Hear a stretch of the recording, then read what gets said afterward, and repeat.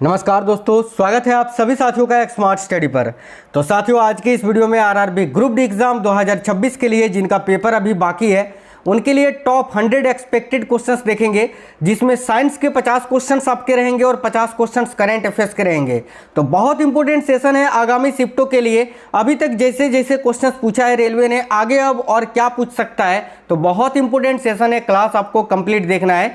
देखिए, जिनका पेपर अभी 13 अगस्त, 14 अगस्त, 17, 18, 19, 20, 21 से 25 अगस्त तक है, उनके लिए बहुत ही इंपॉर्टेंट सेशन है। तो क्लास को कंप्लीट देखना है बिना स्किप किए हुए। एक चीज मैं पहले क्लियर कर देता हूं कि इससे पहले जो मैंने क्लासेस कराए हैं, अगर आपने वो नहीं देखा है तो चुपचाप जाकर देख लेना, क्योंकि सारे क्वेश्चंस आपके वहीं से फंस रहे हैं। करंट अफेयर्स और साइंस के इस तरह के मिक्स क्लासेस और करंट अफेयर्स का जो मैंने डेडिकेटेड क्लासेस आपको दिया है वो बहुत इंपॉर्टेंट क्लासेस हैं। डायरेक्ट क्वेश्चंस वहीं से आ रहे हैं। तो चलिए शुरू करते हैं बिना देरी किए हुए। सबसे पहले करंट अफेयर्स के क्वेश्चंस देखते हैं और फिर साइंस के क्वेश्चंस देखेंगे। आप लोग कमेंट बॉक्स में ये जरूर बता देना आपका पेपर कब और किस शिफ्ट में है। देखो, पहला क्वेश्चन है, भारत के वर्तमान रक्षा सचिव जिन्होंने रक्षा अनुसंधान और विकास संगठन यानी डीआरडीओ के नए चेयरमैन पद का अतिरिक्त प्रभार ग्रहण किया, कौन है भाई? तो डीआरडीओ यानी defence research and development organisation के नए चेयरमैन का पद का अतिरिक्त प्रभार अभी किन्होंने ग्रहण किया है? तो राजेश कुमार सिंह जी ने। Correct answer option number A हो जाएगा, राजेश कुमार सिंह। अगला सवाल देखिएगा। देखिए, अहमदो अल अमीनो को किस देश का प्रधानमंत्री नियुक्त किया गया है? अभी हाल ही में अहमदो अल अमीनो को किस देश का प्रधानमंत्री नियुक्त किया गया है? करेक्ट आंसर होगा साथियों सेनेगल का। सेनेगल करेक्ट आंसर हो जाएगा, ऑप्शन नंबर बी। बहुत ही अच्छा सवाल है कि आदर्श शहर समृद्धि योजना किस राज्य में शुरू की गई है? तो देखिए, आदर्श शहर समृद्धि योजना सौरेंगा, ठीक है, छत्तीसगढ़ में शुरू की गई है। तो छत्तीसगढ़ इस क्वेश्चन के लिए आपका करेक्ट आंसर होगा। अगर आप भी छत्तीसगढ़ सोच रहे हैं तो भाई बिल्कुल करेक्ट आंसर होगा, ऑप्शन नंबर सी। देखिए साथियों, आपके लिए इतनी मेहनत करते हैं, लगातार डेली आपको एनालिसिस करा रहे हैं, मोस्ट एक्सपेक्टेड क्लासेस दे रहे हैं, और ऐसे ही कोई भी क्लास में नहीं कराता हूँ, बहुत ही रिसर्च और एनालिसिस के बाद आपके लिए क्लासेस लेकर आते हैं। ठीक है, ध्यान से देखिएगा। तो आप लोग सभी से रिक्वेस्ट है, वीडियो को एक लाइक जरूर कर देना यार, कम से कम। देखो, उड़ानों में देरी कम करने के लिए भारत का पहला स्काई कास्ट सिस्टम कहाँ लॉन्च किया गया है? साथियों डबल स्टार मार्क कर लीजिएगा। तो उड़ानों में देरी को कम करने के लिए भारत का पहला स्काई कास्ट सिस्टम ये कहाँ लॉन्च किया गया है? तो याद रखना, इंदिरा गांधी अंतर्राष्ट्रीय हवाई अड्डा नई दिल्ली में। ठीक है, इंदिरा गांधी अंतर्राष्ट्रीय हवाई अड्डा नई दिल्ली में। देखिए, भारत ने महत्वपूर्ण खनिजों और रेयर अर्थ मटेरियल्स की आपूर्ति के लिए किस देश के साथ समझौता किया है? बहुत ही इंपॉर्टेंट सवाल है, ध्यान से देखेंगे सभी। तो वह याद रखना, करेक्ट आंसर होगा अमेरिका के साथ। क्लास में आगे बढ़ेंगे उससे पहले एक जरूरी जानकारी आपको दे देते हैं।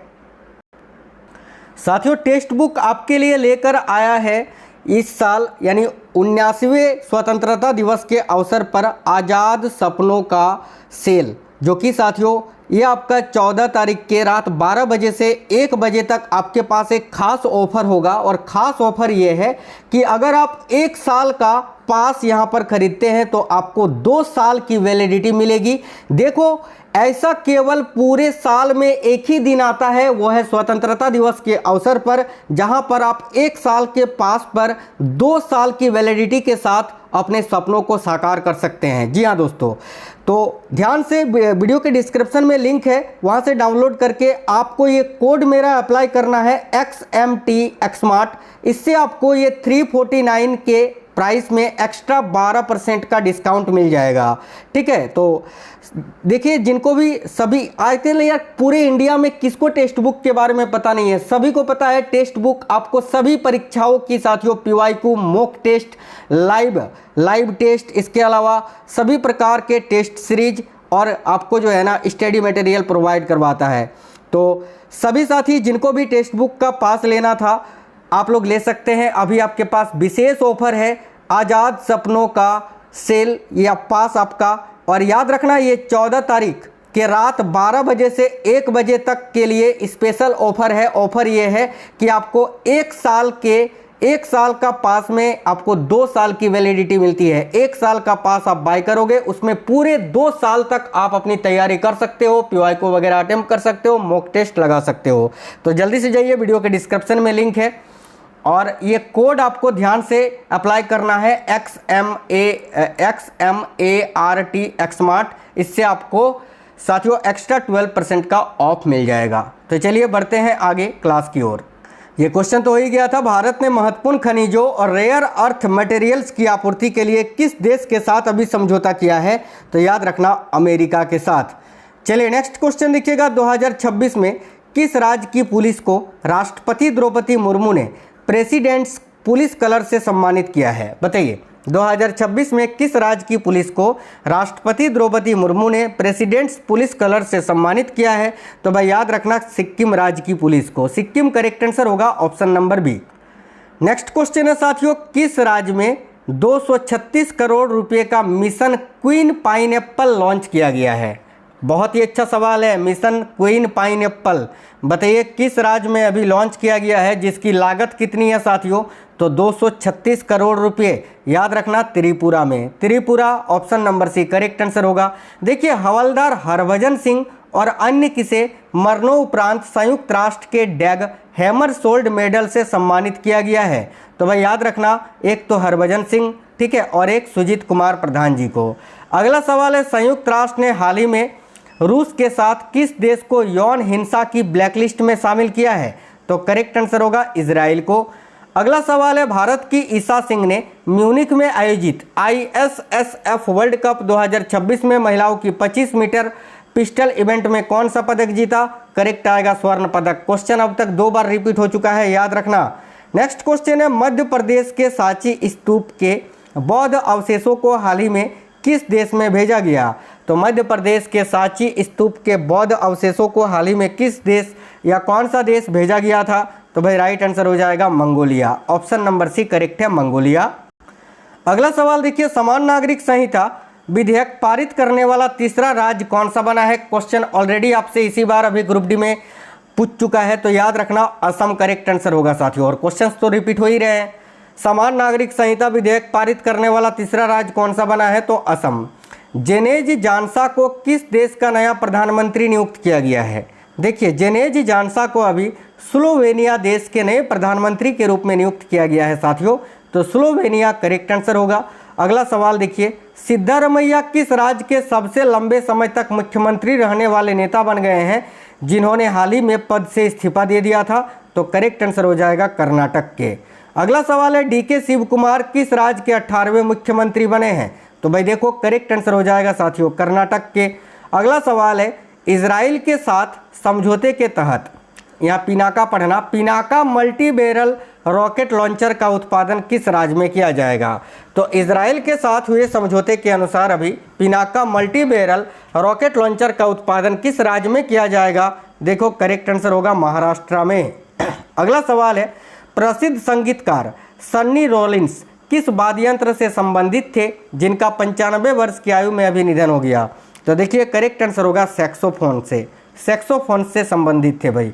अगला सवाल देखिए, कौटिल्य और क्यू फोर्स नामक, ठीक है, या क्यू फोसा के नाम से, क्यू फोसा पढ़ना, क्यू फोसा नामक 2 AI आधारित डिजिटल सिस्टम अभी किसने विकसित किया है? ये क्वेश्चन भी पूछ चुका है, लेकिन लैंग्वेज आपको घुमा के पूछा था। तो याद रखना इसको जो है ना, देखो कौटिल्य और क्यू फोर्स या क्यू फोसा नामक AI आधारित डिजिटल सिस्टम किसने विकसित किया है? तो याद रखना इंडियन आर्मी ने भाई। अगला सवाल देखिए नेक्स्ट है, हिमाचल प्रदेश के मुख्यमंत्री सुखविंदर सिंह सुक्खू द्वारा लॉन्च किए गए बाजार नामक उपन्यास के लेखक कौन है? काफ़ी अच्छा सवाल है। तो हिमाचल प्रदेश के मुख्यमंत्री सुखविंदर सिंह सुक्खू द्वारा लॉन्च किए गए बाजार नामक उपन्यास के लेखक कौन है? तो साथियों देखिए करेक्ट आंसर हो जाएगा निरंजन देव शर्मा। विश्व स्वास्थ्य परिषद ने किसे पहली बार एक सार्वजनिक स्वास्थ्य प्राथमिकता के रूप में मान्यता दी? तो भाई विश्व स्वास्थ्य परिषद ने किसे पहली बार एक सार्वजनिक स्वास्थ्य प्राथमिकता के रूप में मान्यता दी है? तो ब्रेन स्ट्रोक को। Brain stroke option number D correct answer होगा। उपराष्ट्रपति CP राधाकृष्णन द्वारा launch the library man of India नामक किताब किसके द्वारा लिखी गई है? बहुत ही अच्छा सवाल है। उपराष्ट्रपति CP राधाकृष्णन द्वारा launch the library man of India नामक किताब ये किसके द्वारा लिखी गई है? तो PV सत्यायन के द्वारा। PV सत्यायन करेक्ट आंसर है ऑप्शन नंबर ए। संसद रत्न पुरस्कार 2026 से कितने सांसदों को सम्मानित किया गया है?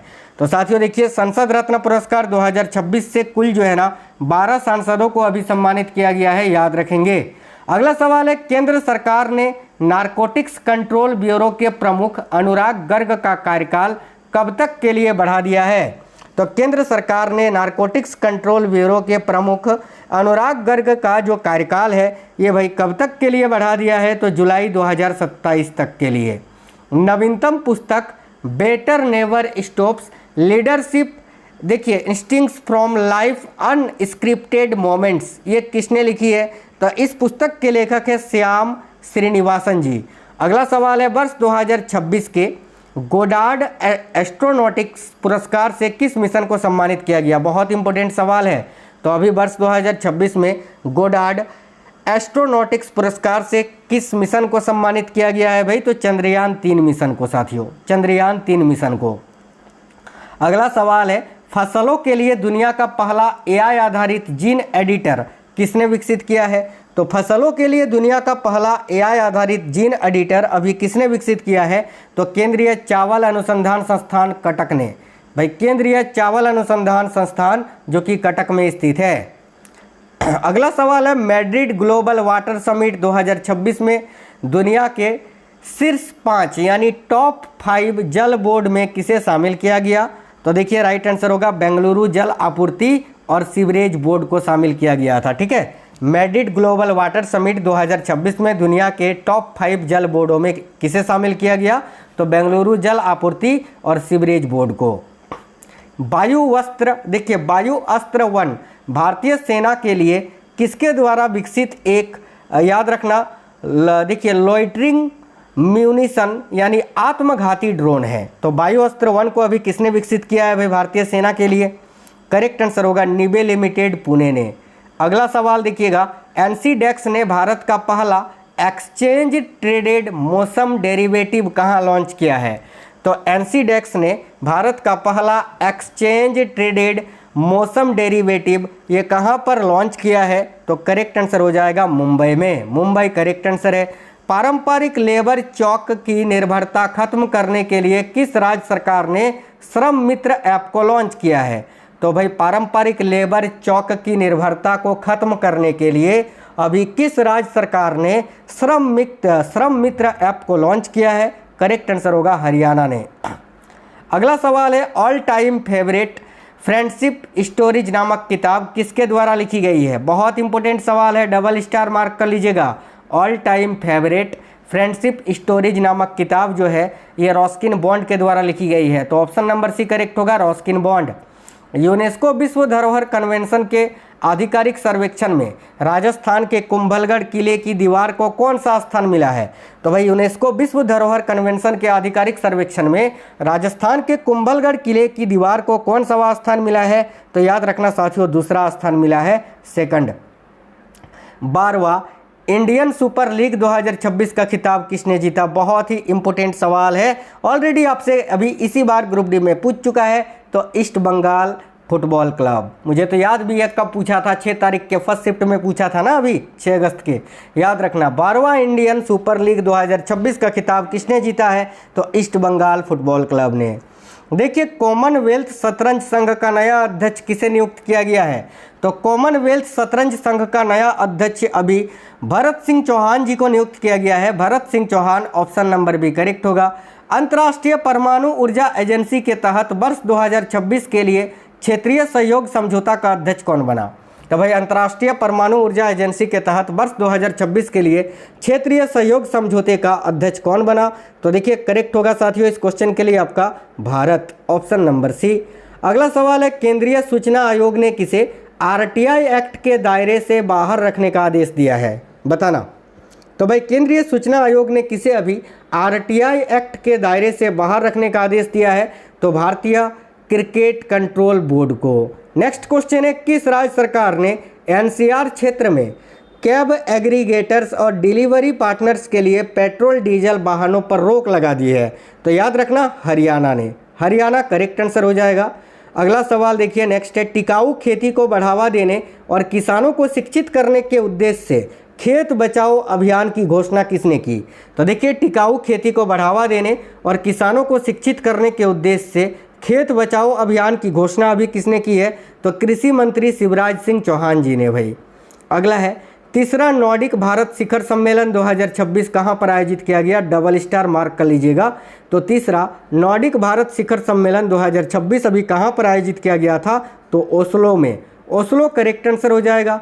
अगला सवाल है, भुवन चंद्र खंडूरी किस राज्य के पूर्व मुख्यमंत्री थे जिनका 91 वर्ष की आयु में निधन हो गया? तो भाई करेक्ट आंसर होगा उत्तराखंड के। अगला सवाल है, लोकसभा अध्यक्ष ओम बिरला ने किसकी अध्यक्षता में महिला सशक्तिकरण पर संसदीय समिति का पुनर्गठन किया? तो देखो करेक्ट आंसर होगा डॉक्टर दग्गुबती पुरंदेश्वरी की अध्यक्षता में। मैं आपको एक चीज़ फिर से बता रहा हूँ, अगर आपने पहले के क्लासेस नहीं देखा है तो ज़रूर देख लेना, क्योंकि सारे क्वेश्चंस वहीं से आएंगे जो मैंने ऑलरेडी आपको करा दिए हैं भाई। वो क्लासेस भी देखना जरूरी है इसके साथ। देखिए, भारतीय बैडमिंटन खिलाड़ी श्रेयांशी वाली शेट्टी ने चीन में बाओजी चाइना मास्टर्स 2026 में वुमेन्स सिंगल्स में कौन सा पदक जीता? तो भाई करेक्ट आंसर होगा रजत पदक। आगे देखिए, एरोनिमिक गोल्फ क्लब में पीजीए चैंपियनशिप 2026 जीतने वाले भारतीय मूल के पहले खिलाड़ी कौन बन गए? तो भाई Aaron Roy. Aaron Roy option number C आपका राइट आंसर है। भारतीय विशिष्ट पहचान प्राधिकरण यानी UIDAI का नया CEO अभी किसे नियुक्त किया गया है? तो सौरभ विजय जी को। सौरभ विजय करेक्ट आंसर होगा। अगला सवाल है, अलीफ अली कादिम अल जेदी को किस देश का नया प्रधानमंत्री नियुक्त किया गया है? याद रखना साथियों, इराक का भाई।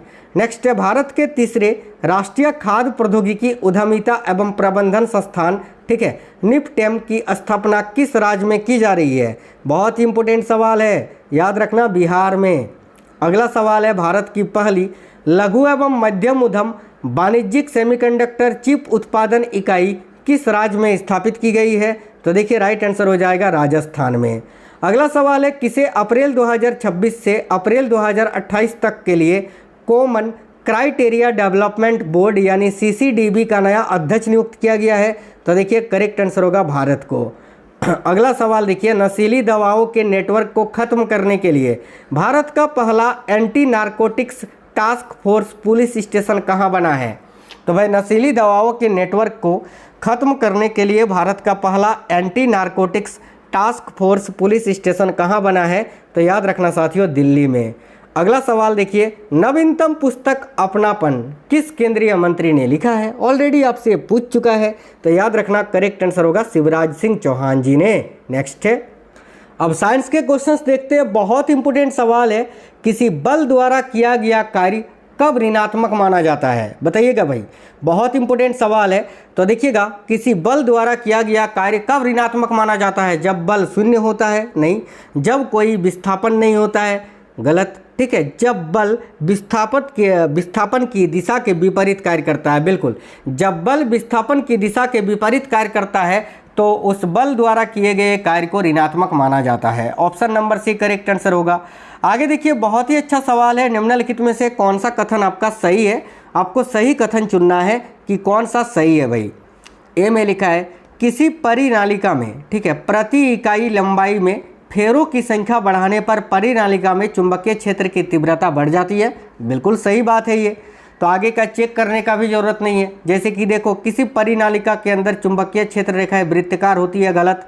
विद्युत धारा प्रभावित करने वाली परिनालिका के अंदर चुंबकीय क्षेत्र विद्युत धारा की तीव्रता पर निर्भर नहीं करता। गलत। ये तीनों गलत है यार। ऑप्शन नंबर ए जब सही होगा तो आगे का चेक भी नहीं करना है। निम्नलिखित में से कौन सी विधि मानव निर्मित कचरे तथा अन्य अपशिष्टों के प्रबंधन में सहायक नहीं होगी? बताइए, इनमें से कौन सी विधि है जो मानव निर्मित कचरे तथा अन्य अपशिष्टों के प्रबंधन में सहायक नहीं होगी? अपशिष्टों को मुक्त करने से पहले उनका उपचार करना, ये सहायक होगी। 3R आपको पता ही है, रिड्यूस, रीयूज, रिसाइकल, पालन करना, ये भी सहायक होगी। मिट्टी में प्लास्टिक को लैंडफिल करना, ये सहायक नहीं होगी। ऑप्शन नंबर सी आपका करेक्ट आंसर होगा। अगला सवाल है, निम्नलिखित में से कौन सा विकल्प है जो कायिक प्रबंधन द्वारा उत्पन्न संतति की प्रमुख विशेषता को संदर्भित करता है? ये जिस टाइप से क्वेश्चंस आपको पूछा जा रहा है ना, उसी टाइप से ये PY को अभी 2025-26 में जो ग्रुप डी का पेपर है उसी के ये क्वेश्चंस है, जो कि आपके आने वाले शिफ्टों के लिए बहुत इंपॉर्टेंट है। ध्यान से देखिएगा। तो निम्नलिखित में से कौन सा विकल्प है जो कायिक प्रबंधन द्वारा उत्पन्न संतति की प्रमुख विशेषताओं को संदर्भित करता है? तो भाई देखिए ऑप्शन नंबर बी, वे आनुवांशिक रूप से मूल पौधे के समान ही तो होते हैं। Option number B correct answer हो जाएगा। आगे देखिए, जटिल स्थायी उत्तकों की परिभाषा के संबंध में कौन सा कथन सही है? बताइए। जटिल स्थायी उत्तक यानी कॉम्प्लेक्स, देखो जो परमानेंट टिश्यू होता है ना, उसके संबंध में कौन सा कथन सही है भाई? तो देखो ऑप्शन नंबर सी में लिखा है जटिल स्थायी उत्तक विभिन्न प्रकार की कोशिकाओं से बने होते हैं जो अलग अलग कार्य करते हैं। भाई बिल्कुल, जटिल स्थायी उत्तक कौन कौन से होते हैं साथियों? जैसे कि जाइलम, फ्लोएम, याद रखना, ठीक है। आगे देखिए, इनमें से कौन सी प्रक्रिया पुष्प के वर्तिकाग्र पर पराग के पहुंचने के बाद आरंभ होती है? बहुत इंपॉर्टेंट सवाल है। इनमें से कौन सी प्रक्रिया है जो पुष्प के वर्तिकाग्र पर पराग के पहुंचने के बाद आरंभ होती है? तो भाई एक पराग नली वर्तिका से होकर अंडाशय तक पहुंचती है, यही तो होता है उसके बाद अगला स्टेप। तो option number D correct answer हो जाएगा। देखिए, जिंक और कॉपर जैसे धातुओं को शुद्ध करने के लिए किस विधि का उपयोग किया जाता है? बहुत ही इंपॉर्टेंट सवाल है। करेक्ट आंसर होगा ऑप्शन नंबर ए, विद्युत अपघटनी शोधन का। चलिए अगला सवाल है, तत्वों के प्रतीक को लिखने का IUPAC नियम क्या है? तो तत्वों के प्रतीकों को लिखने का जो IUPAC नियम है, जैसे सोना को हम लिखते हैं AU, सिल्वर को लिखते हैं AG, ठीक है। तो ये क्या है बेसिकली? तो देखिए ऑप्शन नंबर डी, पहला अक्षर अपर केस तथा दूसरा अक्षर लोअर केस होता है। देखो पहला कैपिटल है, दूसरा स्मॉल लेटर है। तो ऑप्शन नंबर डी आपका करेक्ट आंसर होगा। निम्नलिखित में से कौन सा विकल्प है जो असमान रैखिक वेग को दर्शाता है? बहुत इंपॉर्टेंट सवाल है, बताइए। ए में है, एक सीधी रेखा में निश्चित गति से गतिमान एक पिंड, नहीं। विराम अवस्था से शुरू होती रेलगाड़ी, बिल्कुल option number B correct answer होगा, ठीक है। बाकी देखो, स्थिर गति से चल रही कार भी नहीं, एक समान गति से लुढ़कती गेंद भी नहीं। भाई असमान रैखिक वेग को कौन दर्शाएगा? तो विराम अवस्था से शुरू होती एक रेलगाड़ी, क्योंकि पहले विराम में था, फिर उसको गति दिया गया तो फिर वो चल रहा है। ऑप्शन नंबर बी आपका करेक्ट होगा। आगे देखिए, संवेग पी एक सदिश राशि है। इसका अर्थ है कि संवेग में दोनों होते हैं। क्या दोनों होते हैं भाई? तो परिणाम और दिशा दोनों होता है। जब किसी में दिशा और परिणाम दोनों होता है उसी को हम वेक्टर क्वांटिटी यानी सदिश राशि कहते हैं। आगे देखिएगा, निम्नलिखित में से कौन सा शुद्ध पदार्थ केवल एक प्रकार के परमाणु से बना है? बताइए, इनमें से कौन सा शुद्ध पदार्थ है जो केवल एक प्रकार के परमाणु से बना है? दूध नहीं, हवा नहीं, जल नहीं, इसमें हाइड्रोजन है, ऑक्सीजन है, लेकिन सोडियम केवल एक ही प्रकार के परमाणुओं से बना है। तो ऑप्शन नंबर बी करेक्ट होगा, सोडियम।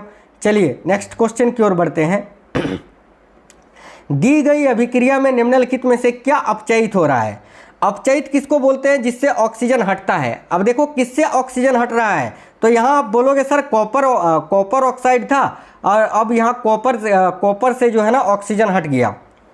तो किससे ऑक्सीजन हटा? बेसिकली उसी का अपचयन हुआ है। तो किसका अपचयन हुआ है? कॉपर का अपचयन हुआ है। तो option number C correct answer होगा, कॉपर। देखिए, बेंजीन के लिए निम्नलिखित में से कौन सा कथन सही है? भाई बेंजीन के लिए कौन सा कथन सही है, यही आपको चुनना है। ए में लिखा है, यह 6 सदस्यीय चक्रीय कार्बन यौगिक है, बिल्कुल। माफ करना, यह 6 सदस्यीय चक्रीय कार्बन यौगिक है, ऑप्शन नंबर ए तो आपका बिल्कुल सही है।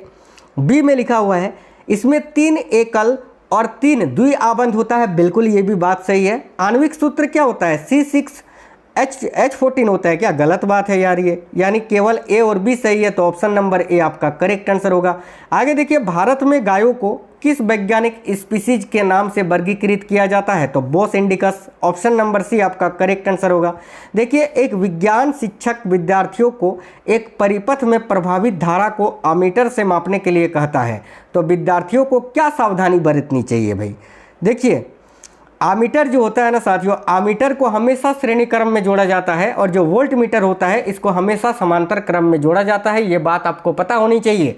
तो ऑप्शन नंबर बी में लिखा है कि आमीटर को सही ध्रुवता के साथ श्रेणी क्रम में जोड़े, बिल्कुल ऑप्शन नंबर बी आपका करेक्ट होगा। आगे देखिए, अगला सवाल है आपका साथियों, निम्नलिखित में से कौन सा पुष्पीय भाग जनन में उसके प्राथमिक जैविक कार्य से सही सुमेलित है? बताइए, कौन सा पुष्पीय भाग है जो जनन में उसके प्राथमिक जैविक कार्य से सही सुमेलित है? तो ऑप्शन नंबर बी, पुंकेसर, परागगणों का निर्माण करता है ना ये, बिल्कुल तो यही सही है, ऑप्शन नंबर बी आपका करेक्ट होगा। आगे देखिए बहुत ही अच्छा सवाल है कि एक बीकर में थोड़ी मात्रा में कॉपर ऑक्साइड लिया जाता है, ठीक है, और उसमें तनु हाइड्रोक्लोरिक अम्ल को धीरे धीरे मिलाया जाता है, जिसके परिणाम स्वरूप क्या होगा भाई?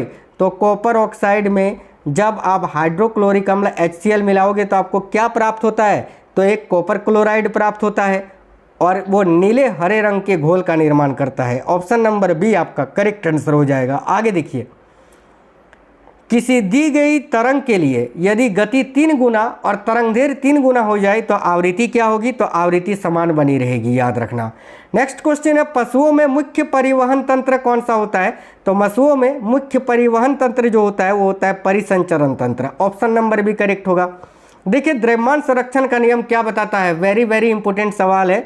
करेक्ट आंसर होगा ऑप्शन नंबर बी, अभिक्रियाओं में द्रव्यमान अपरिवर्तित रहता है, यानी द्रव्यमान संरक्षण का नियम हमें यही बताता है कि द्रव्यमान का मान सभी जगहों पर समान होता है। ठीक है, निम्नलिखित में से कौन सा कथन है जो स्वपोषी पोषण का सर्वोत्तम वर्णन करता है, भाई बताइए, स्वपोषी पोषण का सर्वोत्तम वर्णन करता है, कौन सा कथन यह बताता है, तो ऑप्शन नंबर बी कि इसमें सूर्य के प्रकाश की उपस्थिति में कार्बन डाइऑक्साइड और जल का उपयोग करके भोजन बनाना शामिल है, जो कि स्वपोषी पोषण का ही उदाहरण है। आगे देखिए, नेक्स्ट है, यदि किसी वस्तु को अवतल दर्पण के वक्रता केंद्र पर रखा जाए तो बनने वाला प्रतिबिंब कहाँ बनेगा। देखो, जब भी किसी वस्तु को अवतल दर्पण के वक्रता केंद्र पर रखते हैं तो प्रतिबिंब भी वक्रता केंद्र पर ही बनता है, उल्टा बनता है, याद रखना, समान आकार का बनता है। तो ऑप्शन नंबर डी, स्वयं के वक्रता केंद्र पर वास्तविक और समान आकार का बनेगा। भाई, उदासीन लवण कब बनता है साथियों, बताना। देखो, उदासीन लवण कब बनता है, जब प्रबल अम्ल प्रबल क्षार के साथ अभिक्रिया करता है। Option number D correct answer होगा। निम्नलिखित में से कौन सा आर्किमिडीज के सिद्धांत का अनुप्रयोग नहीं है, नहीं है बोला है। देखो, ए में लिखा है, एक अनियमित ठोस का घनफल निर्धारित करना, ये तो है भाई। पनडुब्बी का तैरना और गोता लगाना, ये भी है। किसी तार का विद्युत प्रतिरोध मापना, क्या ये आर्किमिडीज का नियम है क्या, नहीं, तो ऑप्शन नंबर सी करेक्ट होगा। बाकी देखिए, ऑप्शन नंबर डी भी आर्किमिडीज के सिद्धांत का पालन करता है, जैसे कि द्रव में किसी पिंड पर उत्प्लावन बल की गणना करना, तो ऑप्शन नंबर सी आपका करेक्ट होगा। देखिए, वस्तु और प्रतिबिंब की दूरियों के मापन हेतु गोलीय लेंसों के लिए चिन्ह परिपाटी का उपयोग करते समय सभी माप कहाँ से लिए जाते हैं, किसमें बोला है, लेंस में बोला है, तो लेंस के प्रकाशिक केंद्र से भाई। ठीक है, ऑप्शन नंबर बी। अगर आपका दर्पण पूछता तो ध्रुव होता। चलिए नेक्स्ट क्वेश्चन देखिए, अगला सवाल है, निम्नलिखित में से कौन सी संरचनात्मक विशेषता असंतृप्त कार्बनिक यौगिकों की उच्च अभिक्रियाशीलता में योगदान करती है, तो भाई देखिए, ऑप्शन नंबर सी, कार्बन परमाणुओं के बीच द्विआबंध या त्रिआबंध का अस्तित्व, वही तो असंतृप्त होते हैं ना। Option number C. अगला है, एक समान त्वरित गति के लिए वेग समय ग्राफ के बारे में कौन सा कथन सही है, वेरी वेरी इंपॉर्टेंट सवाल है। एक समान त्वरित गति के लिए वेग समय ग्राफ के लिए कौन सा कथन सही है, तो ऑप्शन नंबर बी, ग्राफ एक ऋजु रेखा होता है क्योंकि वेग समान समय अंतराल में समान परिणाम में बदलता है। ऑप्शन नंबर बी करेक्ट होगा। निम्नलिखित में से कौन सा विकल्प पदार्थ के 3 अवस्थाओं में कणों के बीच आकर्षण बल को सही ढंग से दर्शाता है, तो देखिए, गैस में साथियों सबसे कम होता है। ठीक है, गैस में सबसे कम होता है, फिर द्रव में, और सबसे अधिक आपका होता है किसमें, तो सॉलिड में। तो ऑप्शन नंबर बी इस क्वेश्चन का करेक्ट आंसर हो जाएगा। अगला है, महिलाओं में नियमित रूप से मतलब कि अंडे बनते हैं, अंडोत्स्कर होता है, लेकिन गर्भाशय का स्तर प्रत्येक माह रजोधर्म के दौरान निकल जाता है। इससे क्या पता चलता है, तो इससे यही पता चलता है कि निषेचन नहीं हो रहा है। Option number A. अगला सवाल है, निम्नलिखित में से किस पर स्थिर अनुपात का नियम लागू नहीं होता है, तो स्थिर अनुपात का नियम जो है ना, आयनिक यौगिक तत्व यौगिक पर लागू होता है, मिश्रण पर लागू नहीं होता है, तो option number D correct answer होगा। देखिए, बहुत ही अच्छा सवाल है कि एक पत्थर स्वतंत्र रूप से गिरता है और 20 मीटर की दूरी वो 2 सेकंड में तय करती है, तो गुरुत्वीय त्वरण यानी जी का मान कितना होगा भाई। ठीक है, तो बेसिकली यहाँ पर जो है ना, आपको जी का मान निकालना है साथियों, ध्यान से देखिएगा। तो साथियों लगाइए गति का दूसरा समीकरण, और गति का दूसरा समीकरण आप सभी को पता है, S = होता है ut + ½ at², यही होता है ना। तो S यानी विस्थापन कितना हुआ है, तो 20, तो यहाँ पर 20 रखेंगे। u का मान 0 है, तो 0 को जब आप t यानी समय से गुना करोगे तो ओवरऑल ये 0 हो जाएगा, +½ a का मान आपको निकालना है गुने a, और t का स्क्वायर, टाइम 2 सेकंड दिया हुआ है, इसका स्क्वायर हो जाएगा 4। तो बेसिकली 2 से 4 कटेगा 2 बार में, तो 2a = 20 और a बराबर हो जाएगा 20/2 यानी 10 मीटर प्रति सेकंड स्क्वायर आपका एक्सेलेरेशन का मान निकल के आ जाएगा। तो ऑप्शन नंबर डी आपका इस क्वेश्चन के लिए करेक्ट आंसर हो जाएगा। ठीक है, आगे देखिए, यदि किसी कंपनशील वस्तु की आवृत्ति आपको 50 हर्ट्ज दे के रखी है तो उसका आवर्तकाल क्या होगा। बेसिकली टाइम पीरियड आपका क्या होता है 1 फ्रीक्वेंसी, तो 1/फ्रीक्वेंसी कितना है 50। तो इसको सॉल्व करोगे ना आप तो कितना आएगा 0। देखो इसको जब आप सॉल्व करोगे साथियों तो क्या क्या आंसर आएगा 0.02 सेकंड आपका मान निकल के आ जाएगा। तो ऑप्शन नंबर ए इस क्वेश्चन का करेक्ट आंसर है।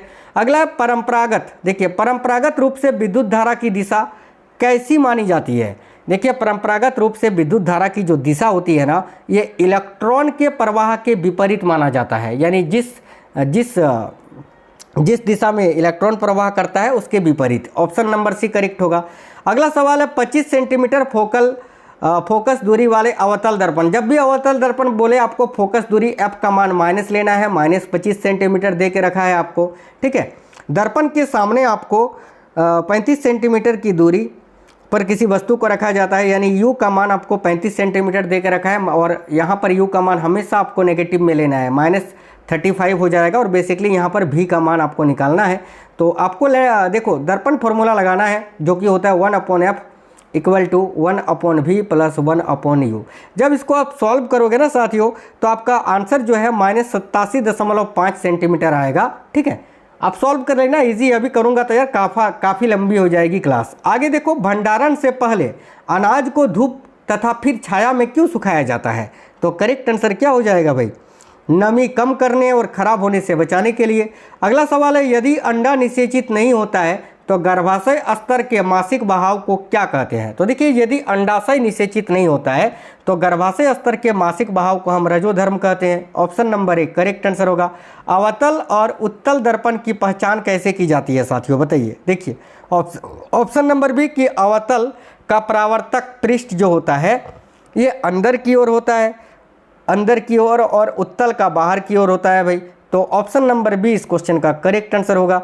1 kg का ब्लॉक, ठीक है, 1 kg का एक ब्लॉक है जो कि 20 मीटर ऊंचाई से गिराया जाता है, जहां जी का मान आपको दे के रखा है। जी का मान को आप एक्सेलेरेशन का मान, ए का मान भी मान सकते हैं, जो कि है 10 मीटर प्रति सेकंड स्क्वायर। तो जमीन से किस वेग से टकराएगा बेसिकली आपको अंतिम वेग निकालना है। तो गति का तीसरा समीकरण यहाँ आप लगाएंगे जो कि होता है v² = u² + 2as। सॉल्व कर लीजिएगा इजीली, आसानी से आप निकाल सकते हैं यार। निकालोगे ना तो आपका 20 मीटर प्रति सेकंड आ ही जाएगा आंसर। करके दिखा दे क्या। चलो देखो v का मान तो यहाँ 0 दे के रखा है, तो हम यहाँ v² तो निकालना ही है। u का मान आपको 0 दे के रखा है 2, ठीक है। a का मान आपको 10 दे के रखा है और विस्थापन कितना हुआ, तो विस्थापन यहाँ हुआ आपका 20 मीटर हुआ था ना, तो यहाँ 20 लेंगे। तो बेसिकली ये कितना हो जाएगा, 2 दूनी 4, 400 हो जाएगा। v² बराबर अगर 400 है तो v का मान कितना हो जाएगा √400 और ये आपका कितना आएगा 20 आएगा, तो 20 मीटर प्रति सेकंड आएगा। इसी तरह आप निकाल सकते हैं, मैं बताता नहीं हूँ आपको, केवल फॉर्मूला बता देता हूँ। बताने से जो है ना क्लासेस लंबी हो जाती है। देखो ये फॉर्मूला याद रखना, गति का तीसरा समीकरण है ये। कार्बन यौगिक के पूर्ण दहन से क्या बनता है। तो देखिए कार्बन का यौगिक जब पूर्ण दहन होता है तो उससे कार्बन डाइऑक्साइड गैस और जल बनता है। अगला सवाल देखिए नेक्स्ट है, पृथ्वी पर जीवन ऊर्जा के मुख्य स्रोत के रूप में किस प्रकार के अणुओं पर निर्भर करता है। तो देखिए पृथ्वी पर जीवन ऊर्जा के मुख्य स्रोत के रूप में ये कार्बन आधारित अणुओं पर निर्भर करता है भाई।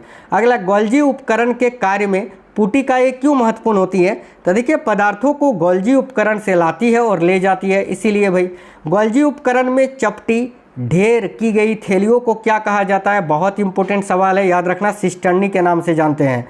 नेक्स्ट है एथेनोइक अम्ल अल्कोहल के साथ अभिक्रिया करके क्या बनाता है। तो एथेनोइक अम्ल जब अल्कोहल के साथ अभिक्रिया करता है तो वो एस्टर बनाता है। एस्टर याद रखना। देखिए कथन ए में लिखा गया है कि पौधों को उचित वृद्धि के लिए विशिष्ट मृदा पीएच चाहिए, जो कि भाई ये तो बात बिल्कुल यार सही बात है यार। बी में लिखा हुआ है किसान पीएच का उपयोग उर्वरक के प्रकार को तय करने के लिए करते हैं, बिल्कुल ये भी सही है। तो ऑप्शन नंबर ए दोनों सही है। अगला है, यदि अंडा निषेचित नहीं होता है तो महिलाओं के शरीर में क्या होता है। अंडा अगर निषेचित नहीं होगा तो गर्भाशय स्तर रक्त और श्लेष्मा के रूप में बाहर निकलेगा, जिसे हम रजोधर्म यानी मासिक धर्म कहते हैं। अगला, सीधे धारावाही चालक के चारों ओर चुंबकीय क्षेत्र कैसा होता है?